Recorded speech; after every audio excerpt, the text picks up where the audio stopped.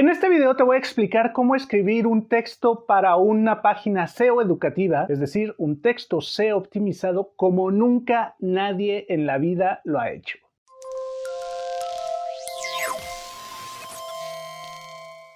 Hola, bienvenido, soy Oliver Barona de SEO Educativo. Te voy a explicar muchas cosas de cómo escribir un texto que nadie dice porque, pues, bueno, a final de cuentas, esa es mi área de estudio, la literatura, las letras, la escritura. Entonces, pues es una visión diferente de cómo hacemos las cosas aquí. Te voy a explicar dos conceptos que son muy importantes, que seguramente ya viste en la educación básica o secundaria, pero que en el SEO tiene una fuerza importantísima. En verdad, es la base de todos los textos. No se trata solamente de escribir bien, sino de escribir de una manera SEO optimizada gracias a esto que te voy a contar. El primer concepto que tienes que tener muy claro es el de los campos semánticos. Seguramente recuerdas que en la primaria, secundaria te enseñaban familias de palabras y te decían cómo se iban relacionando unas con otras. Los campos semánticos son grupos de palabras que están relacionadas con su significado y la importancia que tienen en el SEO es porque nos permiten tener una amplitud semántica impresionante. Para que sea parte de un campo semántico tiene que ser parte de la misma categoría gramatical, es decir, si es un adjetivo, si es un sustantivo o si es un verbo. Por ejemplo, vamos a decir la palabra correr. Sería parte de un campo semántico con andar,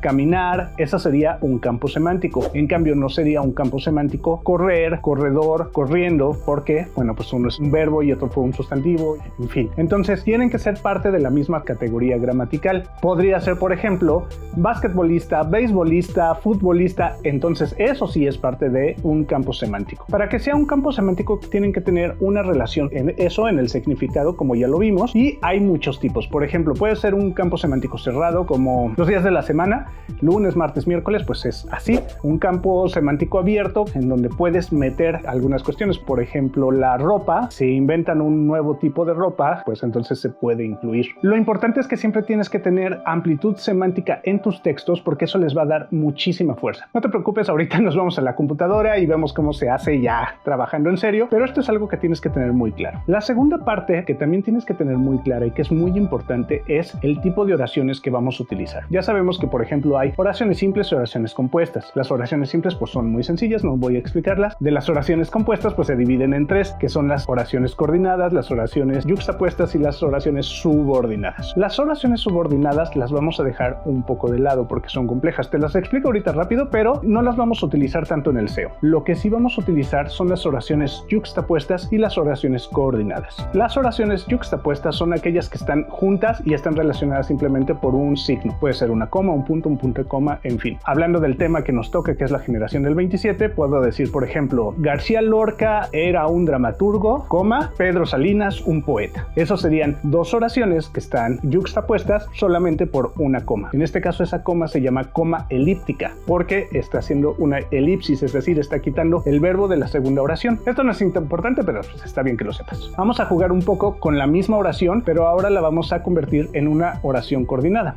García Lorca era un dramaturgo y Pedro Salinas era un poeta. Si te fijas, lo que hice fue cambiar la coma por una i. Eso ya lo convierte en una oración coordinada, es decir, estamos coordinando la primera con la segunda por medio de una conjunción que en este caso es i. Hay tres tipos básicos de oraciones coordinadas, que son estas: la copulativa, porque une, la i hace que copule esta con esta. Luego la disyuntiva, que separa, sería García Lorca era un dramaturgo o era un poeta. Y la tercera serían las adversativas. Las adversativas son las que comienzan con pero, sin embargo, cosas así. Por ejemplo, García Lorca era un dramaturgo, pero no le gustaba que le llamaran así. Luego vienen las oraciones subordinadas, de las que les decía no voy a hablar tanto porque son más complejas y nos alargan los párrafos. Las oraciones subordinadas son aquellas que podemos intercambiar, ya sea por un adjetivo, por un sujeto, por un verbo, y eso hace que sean un poco más largas, ¿no? Por ejemplo, García Lorca, aquel gran escritor que cambió las letras españolas, era un dramaturgo. Todo eso de aquel gran señor que bla bla bla bla bla, eso es una oración subordinada, es decir, una oración que está dentro de otra y depende de una oración principal. No se trata de no ponerlas, se trata de, si las sabes usar, úsalas, porque eso nos permite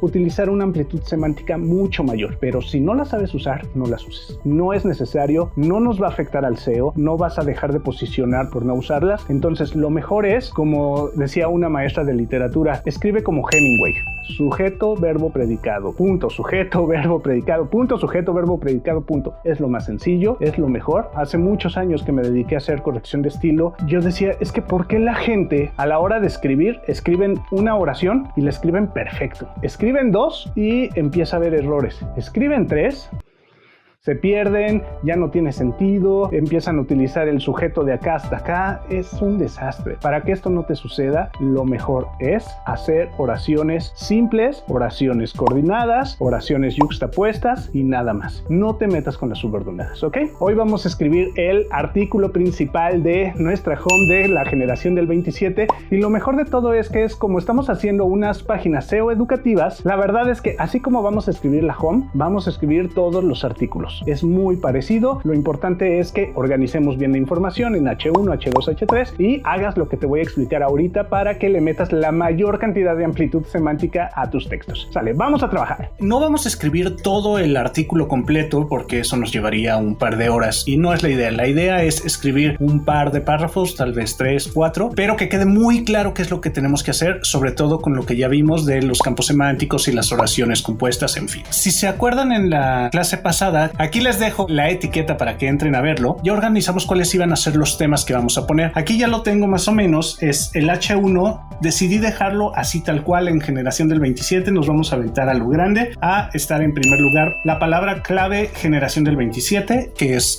sería como la idea principal. Vamos a tener un H2 que va a ser qué es la generación del 27 y si se acuerdan habíamos puesto una notita ahí que decía hay que poner la palabra definición. Esto es para darle mayor amplitud semántica. Luego le vamos a poner un H2 que también va a ser por qué se le llama así a la generación del 27, luego otro H2 que va a ser contexto histórico, luego un par de H3 que es dónde surge la generación del 27, influencias de la generación del 27, luego otro H2 que sería movimiento literario y características y autores. ¿Cómo hacerlo en Google Drive? Esto lo vamos a hacer en Google Drive, también lo pueden hacer en Word si quieren, no hay ningún problema, es exactamente igual. La ventaja de cómo lo vamos a hacer es que ya nada más lo copiamos, lo pegamos en nuestra página, que va a ser de hecho un WordPress. En realidad cuando tengamos este artículo ya casi vamos a tener el artículo para publicar. ¿Cómo lo hacemos? Bueno, es muy fácil. En estos dos ya lo hice, pero lo voy a hacer de nuevo. Aquí donde dice generación del 27, si se fijan aquí dice título. Ustedes podrían cambiarlo a cualquier texto normal, subtítulo, pero lo dejamos en título. Cuando hacemos esto, lo que hace WordPress es considerarlo como un H1 de manera automática. Este de aquí pues dice título 2 y WordPress lo va a tomar como un H2 de forma automática. Vamos a hacerlo con este, donde surge la generación del 27. Aquí aparece como texto normal, lo ponemos como título 3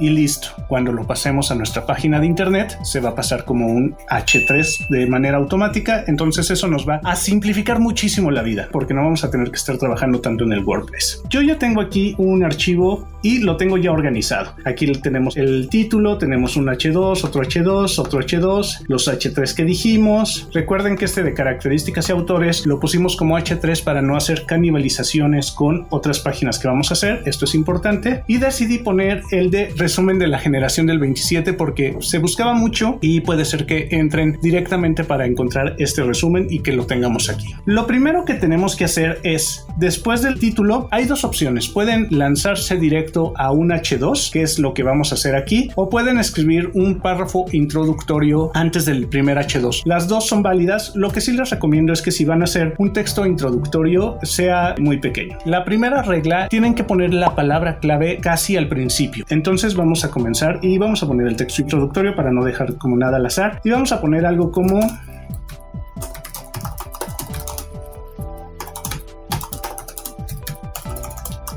empezamos con esto, que es la generación del 27. Como les decía, es la palabra clave principal, entonces lo mejor es que empecemos con ella. Podrían poner algunas palabras antes, pero que esté lo más pegado al inicio. Recuerden, hay que tener una amplitud semántica dentro del tema importante. Entonces, ¿qué estoy poniendo aquí? Grupos literarios. Esto ya le está diciendo a Google que vamos a hablar de la generación del 27 y que vamos a hablar de la literatura de la generación del 27. Luego le estamos poniendo de España. Ya estamos aquí poniendo de dónde son. Si se acuerdan en las búsquedas que vimos, algunas aparecían de dónde dónde es la generación del 27. Y volvemos a rectificar la cuestión de literatura. Recuerden que para que sea válido como un campo semántico tiene que ser de la misma categoría gramatical. Entonces estoy poniendo grupos literarios, que sería un sustantivo, con la literatura, que sería otro sustantivo, pero lo estoy diciendo de otra manera. Lo mismo estaría haciendo con español y España. Aquí le estamos dando un montón de información a Google de hacia dónde vamos a ir. Vamos a dejarlo así. Podrían hacerlo un poco más largo. Recuerden, una cosa importante es los párrafos tienen que ser lo más corto posibles. Si se puede así, de 1, 2, 3 líneas, está perfecto. No más de 6. Y eso ya exagerando, en verdad. No es lo mismo que un artículo académico. Aquí sí tenemos que ser muy cortos y dividirlos mucho. A veces incluso hasta cometemos algunos errorcitos gramaticales, separamos ideas que no deberíamos separar, pero esto es para que la gente lo lea, porque si no la gente en internet no lo lee. No es tan fácil leer en una pantalla como leer en una página. ¿Qué es la generación del 27? Tendríamos que comenzar diciendo que una generación por lo regular es un grupo de personas que tienen algo en común, pero pues vamos a darle un pequeño contraste para hacerlo un poco más llamativo y vamos a hacerlo así. Por lo regular, de artistas, aquí estamos dando otra palabra clave, pero no son grupos compactos, ¿no? Muchas de las generaciones en realidad pues tienen como una cuestión como ir en contra de la generación anterior o romper la forma en la que se escribe, pero a veces uno anda por aquí y otro anda por allá. En fin, pensemos en el boom latinoamericano, que todos estaban desperdigados. Algo así sería, ¿no? No son grupos compactos. En cambio, y aquí ya nos vamos con ellos, la generación del 27, volvemos a poner la palabra clave. No hay que abusar de ella. Ahorita les explico más o menos cuánto habría que ponerla. Pensemos, ya pusimos algo en común, no habría que repetir común y no habría que repetir grupos. En cambio, la generación del 27 fueron escritores que, además de tener una visión literaria afín, también fueron amigos verdaderos. Si se fijan, aquí lo que estoy haciendo es otra vez meter la palabra clave con generaciones de artistas, y aquí ya estoy metiendo escritores. Es una palabra clave diferente que estamos utilizando, y estamos poniendo visión literaria. ¿Qué más podemos poner? Bueno, yo tengo aquí unos apuntes que me hice y les recomiendo que siempre lo hagan, que tengan como muy claro que van a escribir. Por ejemplo, aquí se buscaba identidad después de la Primera Guerra Mundial. Aunque esto lo vamos a poner más abajo en la cuestión del contexto, esto nos sirve para definirlos un poco más, ¿no? Para ponerlos en un espacio geográfico e histórico. Entonces les ponemos Primera Guerra, siempre va con mayúscula. El mundo de las letras estaba sacudido y necesitaba a un puñado, vamos a ponerle, de genios que volviera a darle vida, literatura española y mundial. Digo, hay que pensar que los del 98 todavía no estaban desaparecidos, pero sí se necesitaba como una fuerza, ¿no? Si se fijan de esto de se buscaba una identidad después de la Primera Guerra Mundial, lo estamos poniendo aquí. Vamos a ahondar un poco más en este tema. Esta generación lo que logró fue crear una nueva identidad, escritura en español.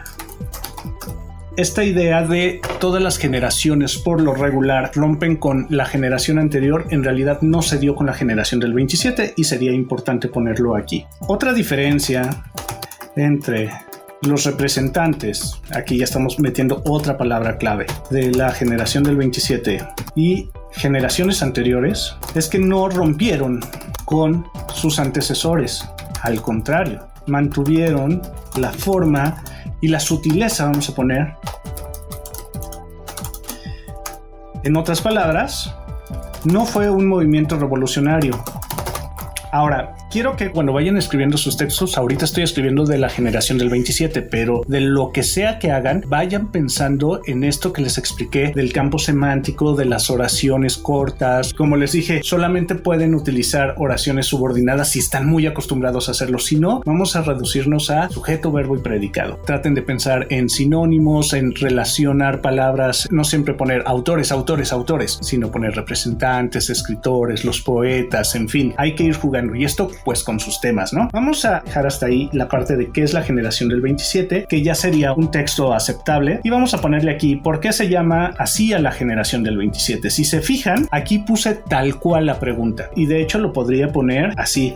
Si ustedes hacen esto de ponerle los signos de interrogación, es un poco más probable que salgan en los resultados que les mostré en el video número 2, que les dejo también por aquí. ¿Por qué se le llama así a la generación del 27? Bueno, En 1927, para conmemorar 30º centenario de Luis de Góngora.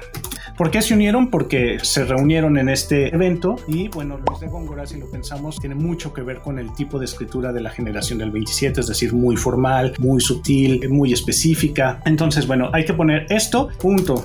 Hablando de lo de las oraciones cortas. En este espacio se encontraron con que tenían una visión parecida de la literatura, de lo que debía ser su forma y el fondo.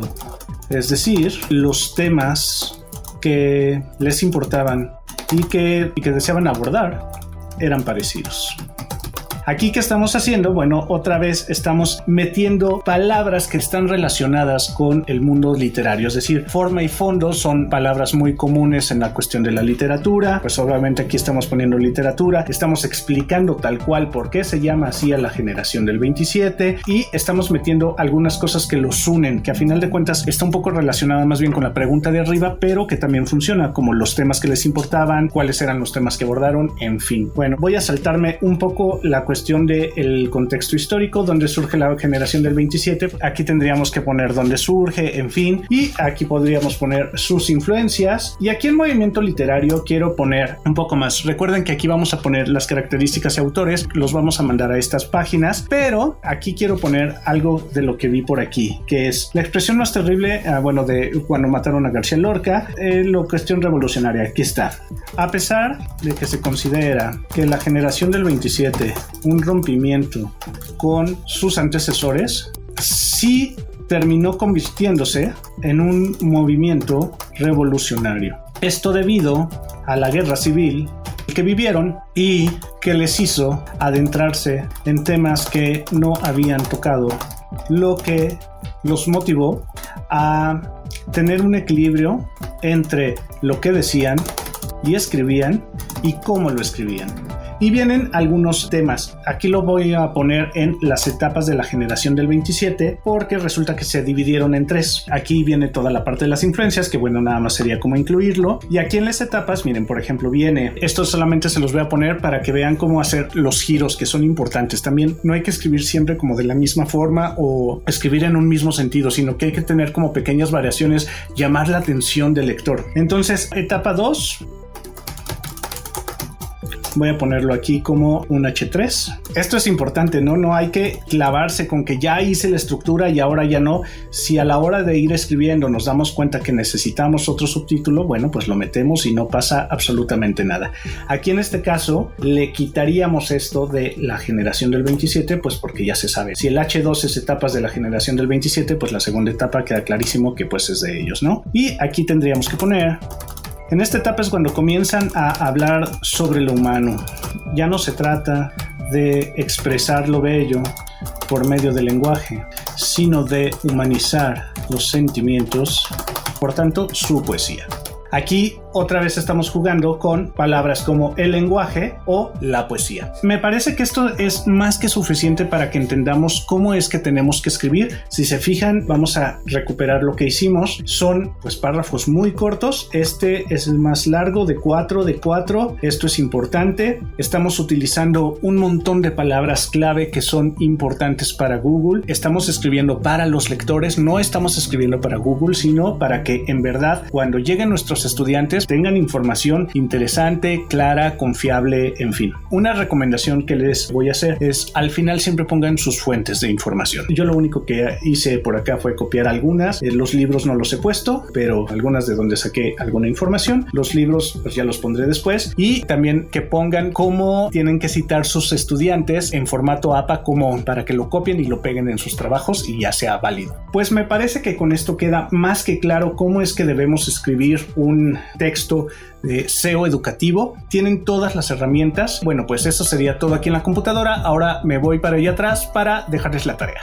Listo, pues ya utilizamos nuestras oraciones coordinadas, nuestras oraciones subordinadas casi no, utilizamos una gran cantidad de campo semántico y utilizamos las palabras literatura, escritores, representantes, en fin, todo lo que vimos al principio del video lo utilizamos ahorita. Tú lo tienes que hacer con tu tema, tienes que meterte, buscarle, trabajarlo, pero esta es la forma en que vamos a posicionar, ¿ok? Esta es la forma en que la gente y Google va a decir, esto es lo que me interesa. Bueno, pues va la tarea. La tarea de hoy no va a ser tanta, ¿sale? Van a ser simplemente el texto de su home, ¿ok?